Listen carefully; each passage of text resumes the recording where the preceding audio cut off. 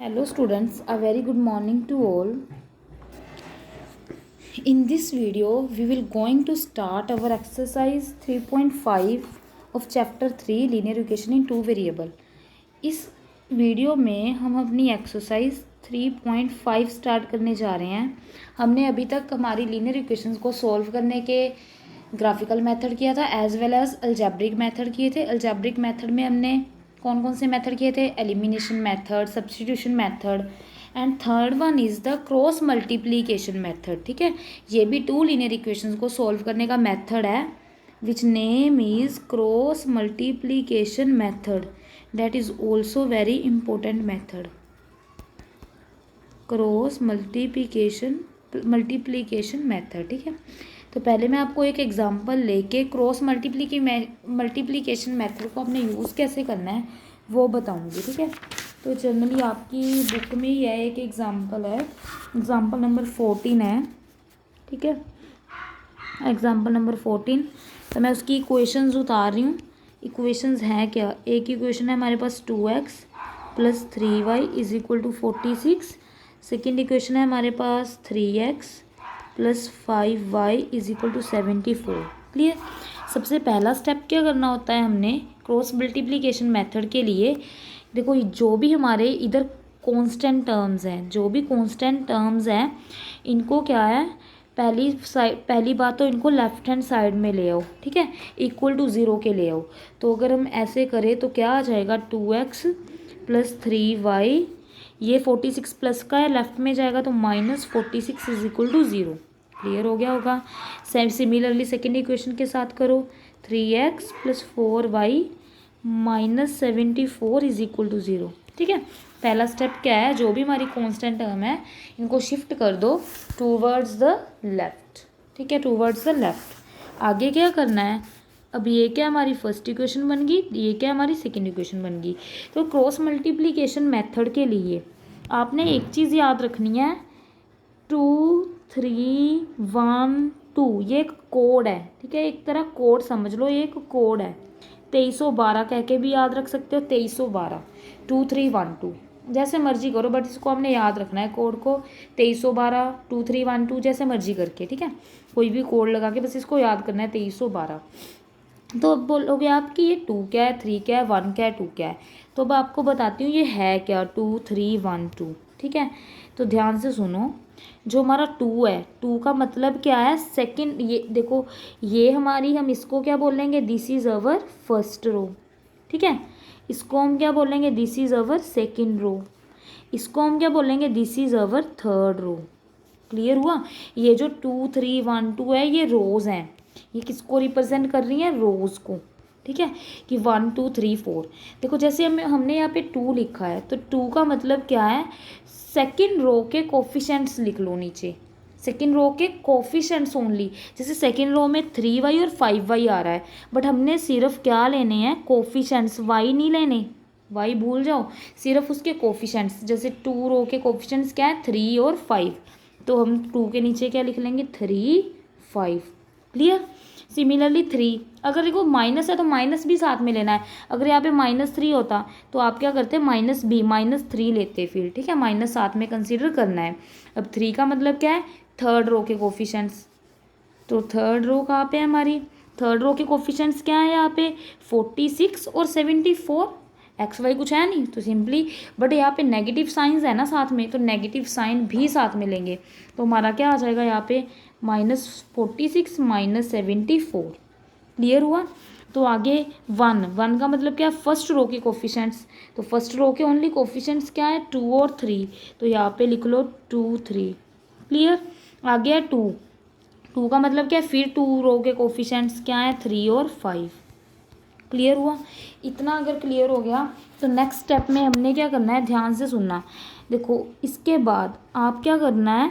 इन दोनों के बीच में लिख लो x, इन दोनों के सेंटर में लिख लो y, इन दोनों के सेंटर में लिखो 1। ये हमेशा ऐसे ही लिखने हैं, इनके सेंटर में x, इनके सेंटर में y, इनके सेंटर में 1। बताती हूँ इनका भी क्या काम है।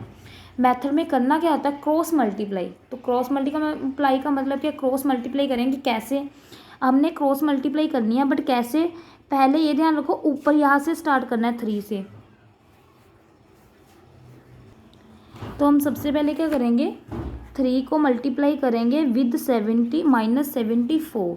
ठीक है, पहले 3 से स्टार्ट करना है, ये चीज़ याद रखना। 3 को 74 से, देन सेंटर में, फिर सेंटर में डालना है माइनस, देन -46 को 5 से।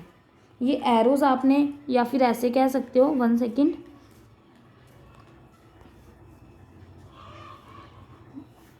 अब आप क्या कह सकते हो, पहले तो 3 को -74 से मल्टीप्लाई करो, देन सेंटर में डालना है माइनस, देन 5 को मल्टीप्लाई करना है -46 से। ये मल्टीप्लाई ऐसे ही होना चाहिए। अगर आपने पहले 5 को 46 से कर दिया तो गलत हो जाएगा। पहले 3 को 74 से, देन सेंटर में डालना है माइनस, देन 5 को -46 से। सिमिलरली इधर पहले 46 को 3 से करेंगे, सेंटर में डालेंगे माइनस, देन -74 को 2 से करेंगे। ठीक है, इधर भी 2 को करेंगे 5 से, देन क्या डालेंगे सेंटर में माइनस, तो फिर क्या करेंगे 3 को 3 से। ऐसे याद रखना है आपने। ठीक है, तो आगे अगर मैं चलूँ तो हाँ, तो हमने देखो अब लिखना कैसे है आगे। ठीक है, इसको लिखना कैसे है, यहाँ पे मैंने आपको सेंटर में x लिखाया था, तो हम लिखेंगे x ओवर, ध्यान से x है ना, ये इसलिए लिखा था। ये 2 3 1 2 तो सिर्फ कोड था, इसको आप भूल जाओ मेनली। अब हमारा x ओवर चल रहा है, ये सारी चीज़ है ना, जो x over y over 1 over, तो x ओवर जो 3 को जब हम -74 से मल्टीप्लाई करेंगे तो हमारा आंसर आएगा -222। ठीक है, सेंटर में मैंने आपको क्या बोलना था कि जब हम 3 को -74 से मल्टीप्लाई कर लेंगे, देन सेंटर में क्या डालना है माइनस, तो एक माइनस हम डाल लेंगे। ठीक है, देन 4 को जब हम -46 से मल्टीप्लाई करेंगे तो हमारे पास आंसर क्या आएगा -230। तो एक माइनस किसका आया, जब हमने एक माइनस किसका आया, जब हमने 5 को -46 से मल्टीप्लाई कराया। ये माइनस, ये वाला माइनस हमने यहाँ पे डाल के रखना है। ये चीज़ ये हमने अपनी तरफ से डालना है एक, ये क्या है ऑलरेडी आया जब हमने मल्टीप्लाई किया है। ठीक है, तो नेक्स्ट सेंटर में डालते जाना है इक्वल इक्वल। ठीक है, देन y ओवर लिखना है, सो y ओवर फिर नीचे वालों को इसके मल्टीप्लाई करो। -46 को किससे करेंगे 3 से।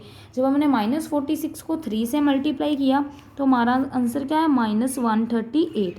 तो मैंने क्या डाला, इसके बाद सेंटर में क्या डालना है, हमने अपनी तरफ से एक माइनस, है ना, अपनी तरफ से डालना है माइनस, देन -74 को करेंगे 2 से, तो आंसर कितना आएगा हमारा -148।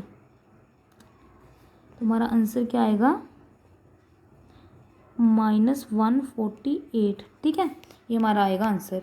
तो फिर डाल लेंगे इक्वल। ठीक है, अब थर्ड में हमने ऊपर क्या लिया था 1, तो 1 ओवर इक्वल इक्वल डालते चलना है, तो 1 ओवर आ गया। 1 ओवर फिर इनको मल्टीप्लाई 2 को 5 से किया, 2 5 जा 10। सेंटर में क्या डालेंगे, मैंने आपको अभी बताया, हमें अपनी तरफ से माइनस, है ना, तो देन 2 को तो 5 से हो गया, देन 3 को 3 से किया, 3 3 जा 9। क्लियर हुआ, यहाँ तक क्लियर हो गया हो तो आगे चलते हैं, इनको प्लस माइनस सॉल्व करते हैं। फर्स्ट x ओवर, ठीक है, तो क्या आ जाएगा -222। ठीक है, माइनस माइनस यहाँ पे क्या हो जाएगा प्लस, तो +230 पूरा x ओवर चल रहा है ये। ठीक है, इक्वल टू y ओवर, तो यहाँ पे -138, देन फिर माइनस माइनस क्या हो जाएगा +148। ठीक है, देन इक्वल टू इधर ही डालना है, स्पेस नहीं थी इसलिए मैंने नीचे डाल रही हूँ। ठीक है, तो 10 में से 9 गए, सीधा ही 1 आ गया, ये तो आपको पता ही चल रहा है। ठीक है, तो अब इनको माइनस से माइनस प्लस क्या हो जाएंगे माइनस। अब लिखते हैं जितना भी आंसर आएगा, जब हम इनको माइनस करेंगे तो हमारे पास बचेगा 8। 230 में से 222 माइनस करेंगे। ठीक है, अब इक्वल टू y ओवर 148 में से 138 करेंगे तो 10 बचेगा, इक्वल टू 1 ओवर 1, यही बचा हमारे पास। ठीक है, तो बचने के बाद क्या करना है, लास्ट में हमने क्या करना है, ये तीनों इक्वालिटी में है, तीनों के बीच में क्या इक्वल है। तो इक्वल का मतलब क्या होता है, तीनों एक दूसरे के इक्वल है। पहले हम क्या करेंगे, अब हमने जब भी टू इक्वेशन सॉल्व करनी होती है तो उसका वे क्या होता है, हमारा मेन मोटिव क्या होता है, एक्स और वाई की वैल्यू फाइंड करनी।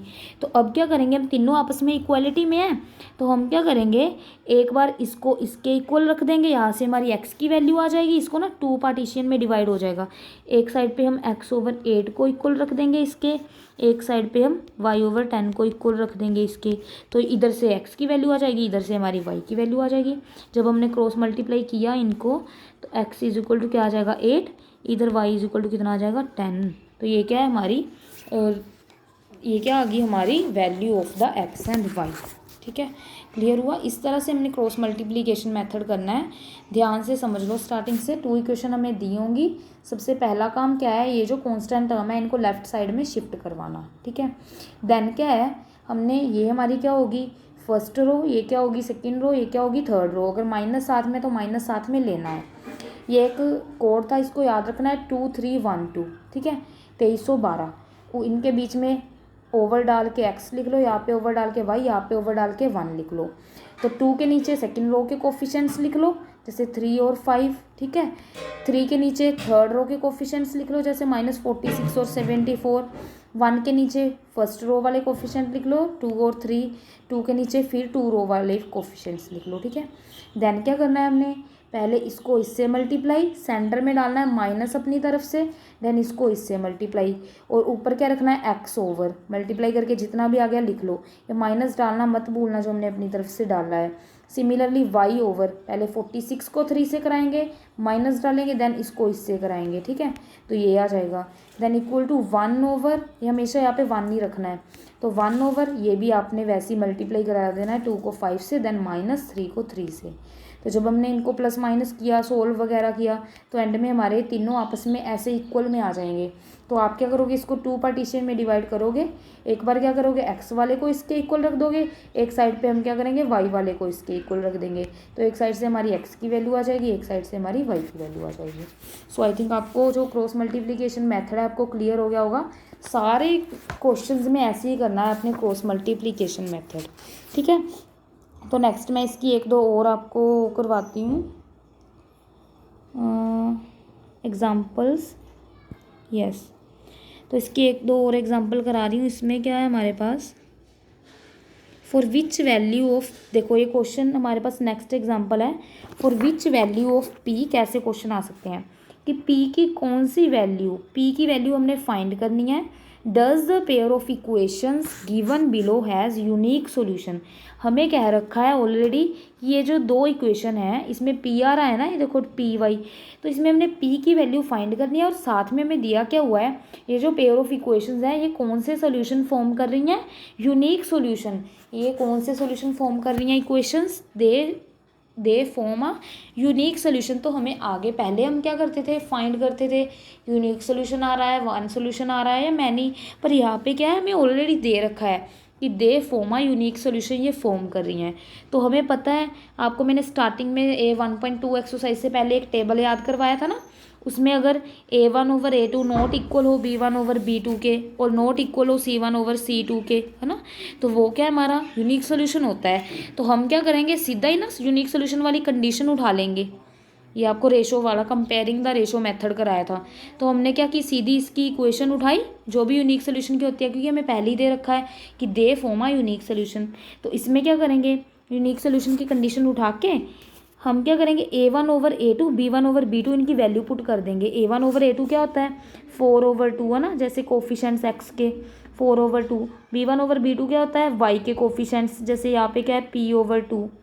ठीक है, दिख रहा होगा आपको सबको। तो x के कोफिशेंट्स क्या है हमारे A1/A2, y के कोफिशेंट्स क्या है हमारे B1/B2, तो P/2।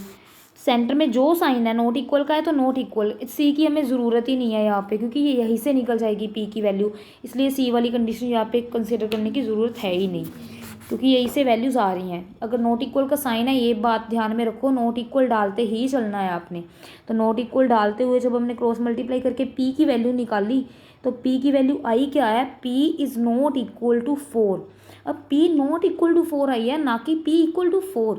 तो इसका मतलब क्या हुआ कि p, देखो therefore for all value of p except 4, ठीक है, कि p की जगह आप कोई भी वैल्यू ले लो, 1 ले लो, 2 ले लो, 3 ले लो, 5 ले लो, 6 ले लो, 7 ले लो, 8 ले लो, सोन जितनी मर्जी, पर मैंने 4 नहीं बोला, कि अब p की हमारे पास कोई भी वैल्यू हो सकती है एक्सेप्ट 4, क्योंकि यहाँ पे नॉट इक्वल का साइन आया है, इसीलिए नॉट इक्वल का साइन का मतलब क्या है, p की वैल्यू 4 छोड़ के और कोई भी वैल्यू हो सकती है। ठीक है, तो ये क्या आ गया हमारा आंसर, p की वैल्यू आ गई, कोई भी हो सकती है, बस ऐसे लिख दो एनी इंटीजर एक्सेप्ट 4, 4 के अलावा। ठीक है, सिमिलरली हमें नेक्स्ट क्वेश्चन दिया है, for what value of k, यहाँ पे हमने k की वैल्यू फाइंड करनी है, will the pair of equations have infinitely many solution, जो हमारी ये इक्वेशन है दोनों, ये कौन से सॉल्यूशन फॉर्म कर रही है, हमें पहले ही बता दिया, इन्फाइनाइटली मैनी सॉल्यूशन, तो हमें ऑलरेडी दे रखा है कि ये कौन से सॉल्यूशन फॉर्म कर रही है, इन्फाइनाइटली मैनी सॉल्यूशन, हमने फाइंड क्या करनी है, वैल्यू ऑफ k मेनली, है ना। तो दो इक्वेशंस है, अब यहाँ पे ध्यान से देखो, अगर मैं देखो हमें पता है इन्फाइनाइटली मैनी सॉल्यूशन की कंडीशन क्या होती है, a1/a2 equal to b1/b2 is equal to c1/c2। Infinitely many solution में तीनों ही इक्वल होने चाहिए, है ना, तीनों इक्वल होने चाहिए। तो पहले तो a1/a2 b1/b2 c1/c2 की वैल्यू फाइंड कर लो। अगर a1/a2 मैं निकालूँ तो यहाँ पे x का कोफिशिएंट k है, यहाँ पे x का कोफिशिएंट 12 है, तो कितनी आ गई वैल्यू, k/12। b1/b2 निकालूँ, यहाँ पे y का कोफिशिएंट 3, नीचे वाली इक्वेशन में y का कोफिशिएंट k, तो b1/b2 कितना आ गया, 3/k। c1/c2 निकालूँ तो यहाँ पे कांस्टेंट टर्म क्या है, एक्स वाई के अलावा, ये पूरी कांस्टेंट टर्म है k-3, और नीचे कांस्टेंट टर्म क्या है, -k, है ना, माइनस है तो माइनस भी साथ में लेना होता है, पर यहाँ पे भी ऊपर देखो, एक मिनट सुनो, ये ऊपर वाली इक्वेशन में भी यहाँ पे माइनस है, यहाँ पे भी माइनस है, तो माइनस माइनस तो कट ही हो जाएगा। ठीक है, कांस्टेंट टर्म के आगे माइनस माइनस तो कैंसिल ही हो गया एक तरह से, इसलिए माइनस कंसीडर ही नहीं किया, तो सिंपली k-3/k क्या आ गई, हमारी कांस्टेंट टर्म्स आ गई। ठीक है, तो ये हमारे क्या है, कंडीशन। अब क्या करेंगे, तीनों वैल्यू को उठा के इसमें पुट कर देंगे, a1/a2 b1/b2 c1/c2।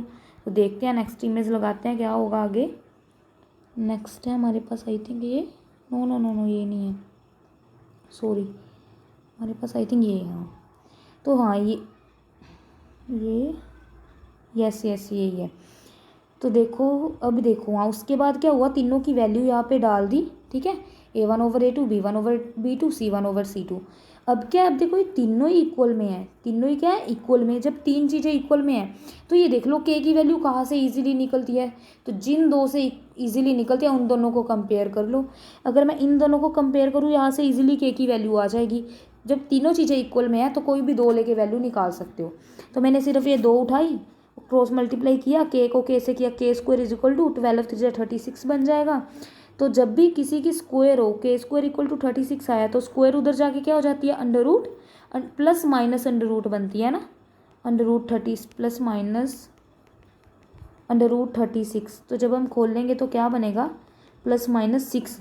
36 का अंडर रूट क्या है, 36 का अंडर रूट क्या है, 6। तो हमारे पास वैल्यू क्या आ गई यहाँ पे k की, k इज इक्वल टू +-6। ठीक है, तो बस यही है, हमारी k की वैल्यू +-6 आ गई। अगर हम कह रहे, एक बार इन्होंने इनको भी कंपेयर कर लिया, वैसे एक से भी निकाल सकते हो, कोई ज़रूरी नहीं है, इन्होंने दूसरी दो को भी कंपेयर करके देखा, तो यहाँ से इनके पास क्या आया, जब इन्होंने सॉल्व किया तो k की वैल्यू 0 और k की वैल्यू 6। तो आप क्या दोनों ही ले सकते हो वैसे, चाहे कि सीधा k की वैल्यू, पर आप वो लोगे जो दोनों में सेटिस्फाई हो रही है, फर्स्ट दो को भी इक्वल करके, सेकंड और थर्ड को इक्वल करके। अच्छा, तो आप क्या करोगे, या 6 की वैल्यू आपकी यहाँ से भी आई है फर्स्ट दो को कंपेयर करके, और 6 की वैल्यू फर्स्ट दो को कंपेयर करके भी आई है, 6 वैल्यू सेकंड और थर्ड को कंपेयर करके भी आई है। तो आपका जो मेन आंसर होगा वो क्या हुआ, 6 is the value of k। Clear हो गया। इस जो हमारी इसमें ऐसे ही क्वेश्चन आएंगे। अब मैं अगर 3.5 का फर्स्ट क्वेश्चन देखूं, बताती हूँ आपको करना क्या है। Which of the following pair of linear equation has unique solution, no solution और इन्फाइनाइटली मैनी सोल्यूशन। अब इन्होंने पूछा है which of the following pair, कि इनमें से कौन से पेयर हैं वो फॉर्म कर रहे हैं यूनिक सोल्यूशन, नो सोल्यूशन और इन्फाइनाइटली मैनी सोल्यूशन। तो सबसे पहले आप क्या करोगे, by comparing the ratio method, है ना, रेशो a1/a2 b1/b2 c1/c2 निकाल के, रेशो को कंपेयर करके, है ना, रेशो को कंपेयर करके क्या करोगे आप, पहले तो ये पता लगाओगे कि ये कौन से सोल्यूशन बन रहे हैं, यूनिक, नो सोल्यूशन और मैनी। जब ये पता चल गया तो in case there is a unique solution, find it by cross multiplication method. बस जिसमें हमारा यूनिक सोल्यूशन बना जिसमें हमारा यूनिक सोल्यूशन बना, सिर्फ उसी में आपने उसको सोल्व करना है आगे बाय क्रॉस मल्टीप्लिकेशन मेथड। ठीक है, अगर आपका नो सोल्यूशन या इन्फिनिटली मैनी सोल्यूशन बने तो उसको आपने आगे सोल्व नहीं करना है। ठीक है, अगर आपका नो सोल्यूशन है तो कोई वैल्यू ही नहीं आएगी। नो सोल्यूशन बना, इन्फिनिटली मैनी सोल्यूशन बने तो आपने सोल्व नहीं करना है, आपने क्रॉस मल्टीप्लिकेशन उसी सम पे लगाना है जिसमें आपका जो सोल्यूशन है वो यूनिक बनेगा। ये चीज़ ध्यान में रखना। तो ये चारों क्वेश्चन ईजी है, कर सकते हो। ठीक है, अब सेकंड पे चलते हैं। सेकंड वाले सेम है जैसे मैंने अभी आपको एग्जांपल कराई है, ये देखो सेम है। For which value of a b की वैल्यू फाइंड करनी है। इन्फिनिटली मैनी सोल्यूशन बन रहे हैं इसमें, तो इन्फिनिटली मैनी सोल्यूशन बन रहे हैं तो आप कंडीशन लगा दोगे A1/A2 equal to B1/B2 equal to C1/C2, तो आपकी इजीली वैल्यूज़ आ जाएंगी। ये अगर नहीं आई तो मैं आपको क्या निकाल के दिखा दूंगी, मुझे बाद में बता देना। ये भी सेम है, के की वैल्यू फाइंड करनी है। इसमें हमारे पास कैसे सोल्यूशन बन रहे हैं, नो सोल्यूशन। इसमें हमारे पास नो सोल्यूशन बन रहा है, ऑलरेडी बता दिया। तो नो सोल्यूशन की आप कंडीशन लगा दोगे और सोल्व करके क्या है, के की वैल्यू फाइंड कर लोगे। ठीक है, solve the linear pair of equation by cross multiplication and substitution method. अब ये जो हमें दो इक्वेशन दी है, इससे आपकी प्रैक्टिस भी हो जाएगी, इसको पक्का सोल्व कर लेना। इसको क्रॉस मल्टीप्लिकेशन मेथड लगा के भी सोल्व करना, सब्सटीट्यूशन से भी करना। जब आप क्या देखोगे, तीनों मेथड से हमारे जो आंसर्स है ना वो बिल्कुल सेम आते हैं। तो जब दोनों मेथड लगाओगे आपके दोनों मेथड की प्रैक्टिस भी होगी, एज वेल एज आपको पता चलेगा कि इक्वल आंसर आ रहे हैं या नहीं। सिंपल है क्वेश्चन। अब फोर्थ क्वेश्चन मेन है, ये हमें वर्ड प्रॉब्लम्स दे दी। ठीक है, वर्ड प्रॉब्लम्स आ गई, इनको हमने सोल्व करना है। वर्ड प्रॉब्लम्स देखो, हाँ तो अब हमारी वर्ड प्रॉब्लम्स आ गई है, ये मेन है। ठीक है, अगर आपको ना वो चीज़, एक मिनट रुको, 1 सेकेंड रुको, अगर आपको ये याद नहीं है तो आपको दोबारा से लगा दूँ। ये थी हमारे पास 3 कंडीशंस, अगर आपको याद हो। ठीक है, वैसे आगे टेबल पूरा का पूरा दिया हुआ है आपकी बुक में 1.2 से पहले। इंटरसेक्टिंग क्या होती है, जिसमें हमारा कितना सोल्यूशन बनता है, ये हमारी नो सोल्यूशन की कंडीशन होती है। नो सोल्यूशन की when A1 equal to A1/A2 not equal to B1/B2। ये क्या होती है हमारी कोइंसिडेंस, मतलब इन्फिनिटली मैनी सोल्यूशन की कंडीशन होती है। मैनी सोल्यूशन में तीनों ही क्या है, इक्वल होते हैं। थर्ड क्या, पैरेलल का मतलब क्या होता है, नो सोल्यूशन। तो ये हमारी नो सोल्यूशन की कंडीशन होती है जिसमें A1/A2 इक्वल होता है B1/B2 के, बट नॉट इक्वल होता है C1/C2 के। अगर नहीं याद तो दोबारा से देख सकते हो, अदरवाइज़ आपकी बुक में भी है पिक्चर। ठीक है, तो चलते हैं आगे। तो हमारी ये कुछ वर्ड स्टेटमेंट्स हैं, ये इम्पोर्टेंट हैं। ठीक है,